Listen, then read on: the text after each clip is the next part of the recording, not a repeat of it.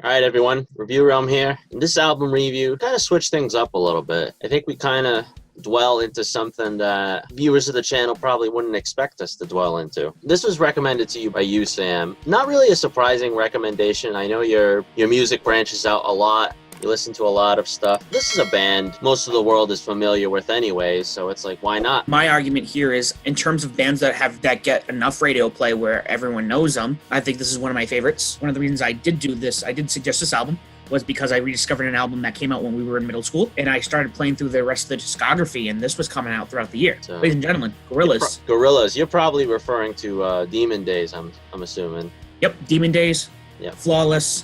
Even Feel Good Inc. I never get upset hearing that song. The album we're talking about today, Gorillaz' 7th studio album, Song Machine Season 1, Strange Times. So that title, I said, all right, what's this all about here?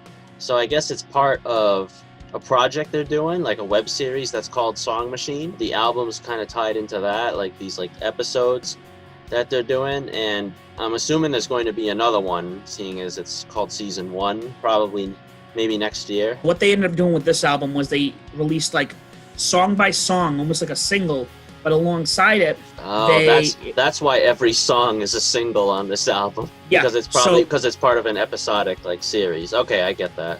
Yeah, so they'd release a single audio tracks, it sounds like just people talking. I didn't really listen to them because I just want to kind of hear the music. Because the Gorillaz, to me, they've always touched on everything, and I think they've always sounded great. And this album, I think, does not fall short at all. First song I heard off of this album, I put on Demon Days. And you know how Spotify, it'll kind of start shuffling some stuff. So then the first song I think I heard was Desolate. That song, it just got me, and it started being in my rotation. And as you can see, they just started, they dropped, I think 10 singles, and they're still technically dropping a couple. Before I dive into this, so John, I'm kind of curious. Start with you. Gorillaz, they've always been a group that's kind of been a mystery to me. I always saw them as, that big band when I was in middle school, or even, the start of high school. This was really my first time listening to one of their albums in its entirety. I didn't even listen to that album back then. I didn't really know what to expect from them because I just had that preconceived notion of what I thought they sounded like. I sat down with this album, and I gotta be honest with you, nothing stuck. Nothing stuck from this album. I said it was tough for me. I mean, the one song I really liked on this album was Valley of Pagans. That one was a fun song, and what I realized is that the guest in that song is Beck. And I said, where have I heard that voice before? And then I looked into the track list here, and I said, that's why I like this so much. That's one of the songs on the album, really upbeat, dare I say, a feel-good vibe to it. As far as the rest of the album goes, I said, are Gorillaz really this mellow of a band? I always thought their stuff was more upbeat. I thought the most of the album was just it made me tired. And this is showing the difference between what we're looking for in music right now.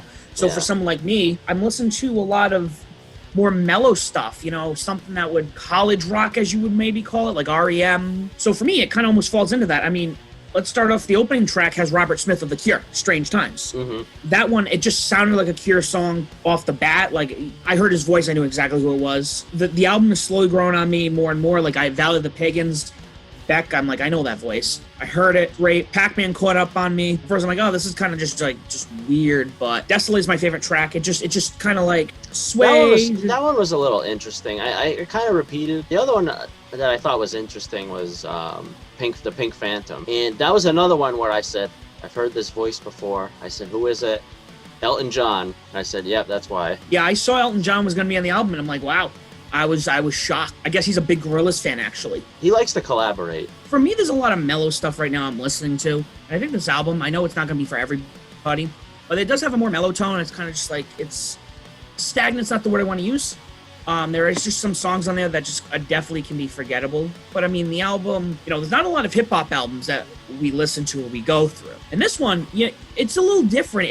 I think the weak point is sometimes the album doesn't feel like it's tracked perfectly.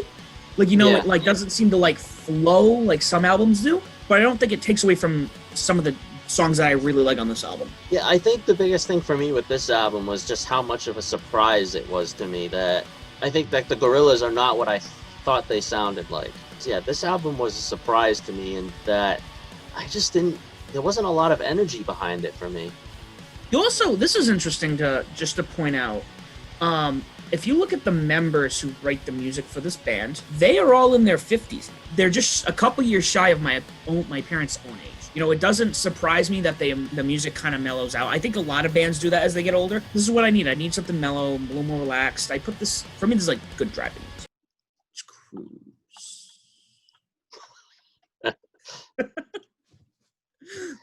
I'm not going to say that the album is, not good because of that. It was just a surprise to me. That's all. Probably how the Gorillaz are, and by what you're telling me, it is how they are. So I'm not going to take away from that. There were some songs on here that I did like. This is a year where I feel like the music has been a little more stagnant. Even with the album reviews we're catching up on, I don't feel like there wasn't as much as they usually can be. But this was something different. This was something to just expand. Another thing I was surprised by when I opened the album up, I wish Spotify would tell you this, but it doesn't tell you which ones are separate from like the standard edition of the album. Like they just put the deluxe edition. So you see like 17 songs or something like that, and you're like, oh my God, that's a lot of music. So I saw that for this album. I said, oh my God, I don't know what I'm going to do here. But then you realize that the standard edition is the 11 songs, so the album technically ends with "Momentary Bliss," which is what I got to. So I wasn't able to listen to the other songs that they had on the deluxe edition. I listened to the deluxe edition, and maybe I should listen to the standard, like just standard, because I'll tell you, right after "Momentary Bliss," it does. I feel like kind of drag. I've never understood why bands release deluxe versions of albums. Oh, if you buy this from Best Buy, or if you get this from here, we're going to have 1 to 7 more tracks. I mean, how many? There's like another 5 tracks. I mean, that's almost an EP in itself. There's an additional 6 tracks on the deluxe edition. Even if you listen to the standard, I think once if you get all the tracks out after Momentary Bliss, the album's still good. The album is very enjoyable, I think. Well, that's our thoughts on Song Machine Season 1. I'm sure we're going to do a review next year of Song Machine Season 2, whenever that drops. I know that's supposed to drop, according to this, sometime in 2021, so we'll be covering that when the time comes. What do you think of the album? What do you think of Gorillaz? Are these strange times? Let us know in the comments section below. A few more left for 2020, so stay with us till the end of the year. All right, Orange Cassidy, thank you.